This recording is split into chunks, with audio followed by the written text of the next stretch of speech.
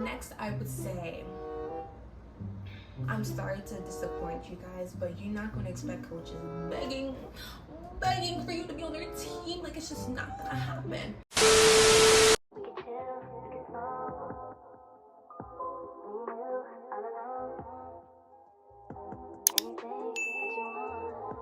Hey y'all, welcome back to my channel. As you guys can tell from the title, I'll be giving you guys tips and advice on how to become D1, give you a little inside scoop about the recruiting process, giving you guys a little subtle summary of how I ended up at Towson and why I picked it.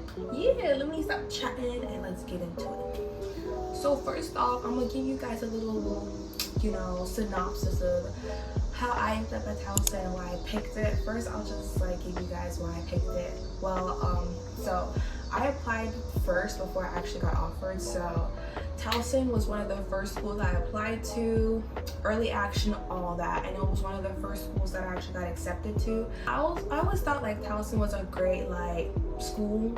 Out of all my choices, it was close to home, a great safety school. The school is actually pretty good academically, good track program, so it was everything that I kind of wanted and needed was at that school. So it was definitely one of the schools I wanted to be offered from.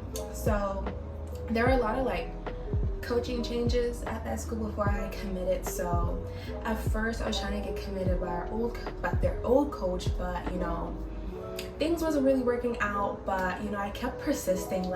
Things wasn't going out too hot for me in the recruiting process. But the coach that did recruit me later, I think 2022, after my visit, she was very nice enough to give me a visit after my season was actually being kind of attracted to other coaches. So she let me in for a visit, and after the whole tour and everything, they offered me, and I was like, oh my gosh, yes God. Personally, like I said, the recruiting process for me wasn't the most smoothest. Towson was the first D1 offer that I had, and time was taken. So I guess everything just kind of meshed up pretty well, and I took the offer, and now I'm a Towson Tiger. That's a little story about not my recruiting process, but how I ended up at Towson. Keep that in mind. Just because you're not getting all these offers and all that doesn't mean that things are going very bad for you.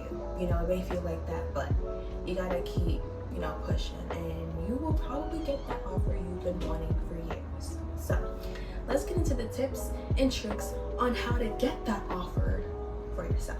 So the first tip that I have for you guys, I'm gonna give you the tips and just give you guys my personal experience with each tip and what I did with these tips, you know what I mean? So if you want to go D1 and if you want to compete at the next level, you have to consult with your coach. I highly recommend this. I didn't have a club coach, so I just consulted with my high school track coach. I told him I want to compete at the next level, and when you tell them this, they coaches have that inner loop to other coaches, so they can do their magic while you can do your magic. They'll make ways for you. They'll let you know what coaches are interested in them. They'll make way for mail to come to you. So a lot of inner looping can happen if you first off consult with your coach. So highly recommend that. Next tip of advice I would give you guys is use recruiting websites.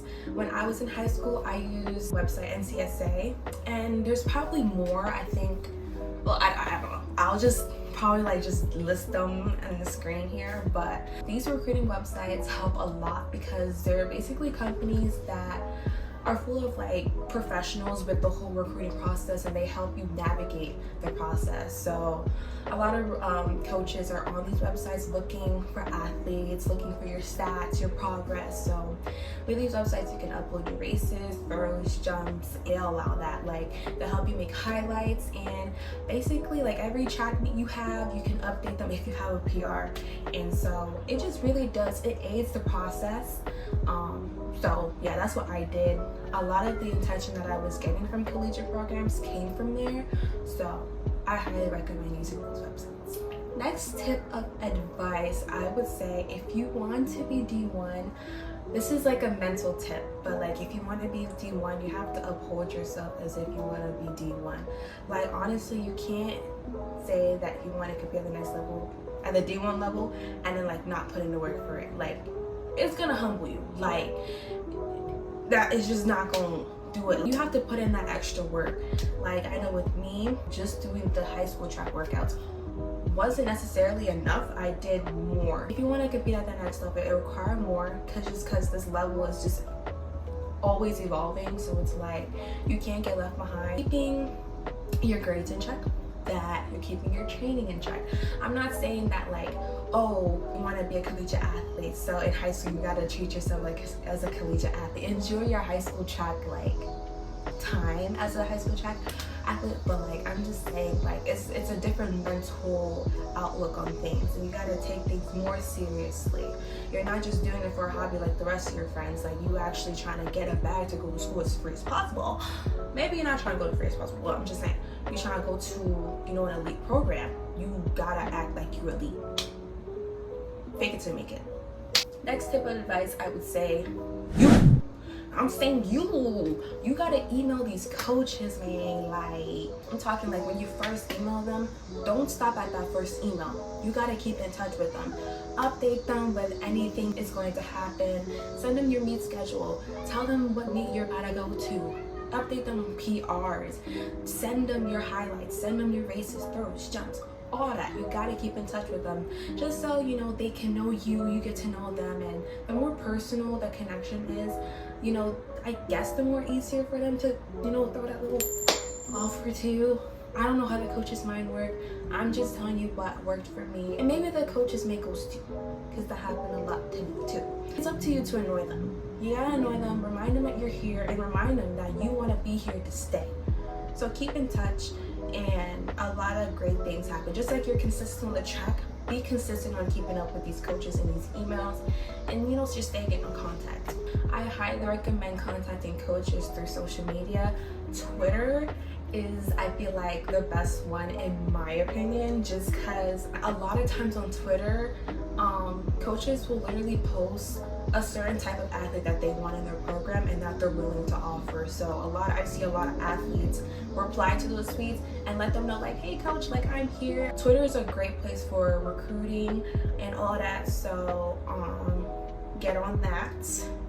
And yeah, next tip of advice, I would say, promote yourself. Be your biggest promoter. Have your races, have your jumps, throws posted everywhere. Your recruiting websites, your coaches, on your social medias, on YouTube.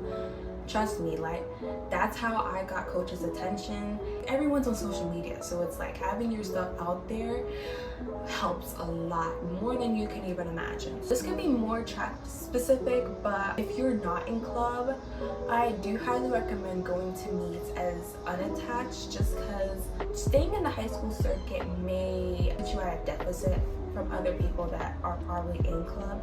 Like, I highly suggest that, you know, I couldn't do club just because it was a bit expensive. So I had to make ways. You know, you don't want to be limited by the things that you're not able to do. You want to make ways around them. So what I did, I went to these high profile meets. I would go to nationals as unattached in hopes of, you know, coaches seeing me, and coaches are always there at meets like that. So just from going to those meets alone, I would get cards from coaches. I would get like, hey, come over here, like have one-on-ones with coaches based off my performance I would do at meets. So that's all goes to say, like, you doing like all these like training just for your high school team, you gotta do a little extra more just to ensure that, okay, at these high profile meets, as you going as unattached, you're stepping, like you're stepping. So next, I would say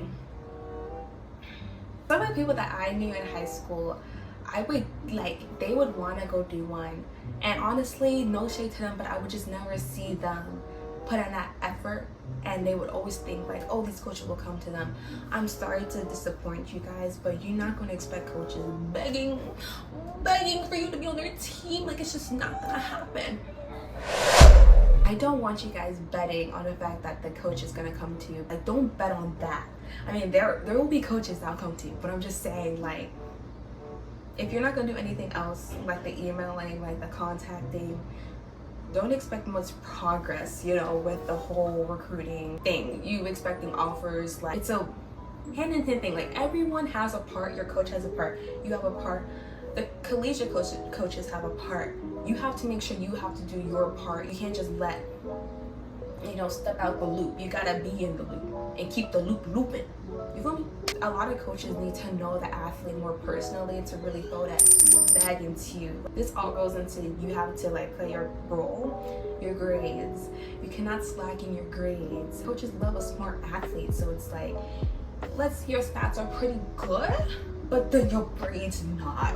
Honestly, it does put you at a deficit. It kind of just like shows that if you can't maintain the student part of being a student athlete, it makes you think you can be a sustainable athlete. So if you are actually like good athlete, and I'm not saying you gotta be a valedictorian, no one's saying that, but if you actually have an academically attractive record along with your actually attractive stats, baby, you on a roll to a scholarship. Like, keep everything in check. And that all goes to say again, if you want to compete at the next level, you got to put in that extra work. If it's natural to you, like, oh, this school stuff easy, good for you, keep that up, because it's not going to get easier in college. Keep it up. Keep it happen in high school so you good in college. I'm telling you, it's not going to get easier in college. Next tip of advice, I would say, do your research on whatever program or programs you would like to be recruited from. As much as these coaches are going to be doing their research on you, you got to do the research on them and their program. That's just as important. Research the success in the background of your coach, of the program. Look on the roster, look at the athletes on the roster, see if their team is actually progressing as they should. You know what I mean? Now, if you're trying to walk on, cool, but programs still do have walk-on standards. Make sure you meet the standards of any walk-ons, and make this, if you want a bag from a program, they have scholarship standards as well. You gotta work so you can reach that standard, so you're actually already a worthy opponent against your other, because you are in a competition in a sense, you know what I mean? Like, do your research on the team. And what I did when I was doing my research on different schools, I would check the roster, and I would like try to find them on social media and actually DM them. Go on the roster, try to find their social medias, and ask them like, what is their personal outlook of the team? Any like inside scoops, like that type of stuff is really, really important and very useful. Different perspectives may make things more clear for you, and the discernment is very much, easier for you in the decision process. So I highly, highly, highly, highly recommend you do your research on the team, of the roster, of your coach, and you should be straight. Honestly, I don't think I have any more. I'm really giving you guys the tips that worked for me. Take it with a grain of salt if you will. Take all of them with a chunk of salt, if you will. I highly, highly believe that if you follow these tips, you should be straight. But everyone's process is very different. Do not compare yourself to mine or your peers. A lot can happen in a season, a lot can happen in a year. So keep working and remaining consistent, and you will reap what you sow. And that like goes into everything. You will reap what you sow in the recruiting process. You will reap what you sow in the season. I promise you that offer will come. I promise you that roster spot's gonna come. Honestly, that's all I have for you guys. I really hope you guys enjoyed. Again, don't forget to like and subscribe. We're on our way to 100 subs.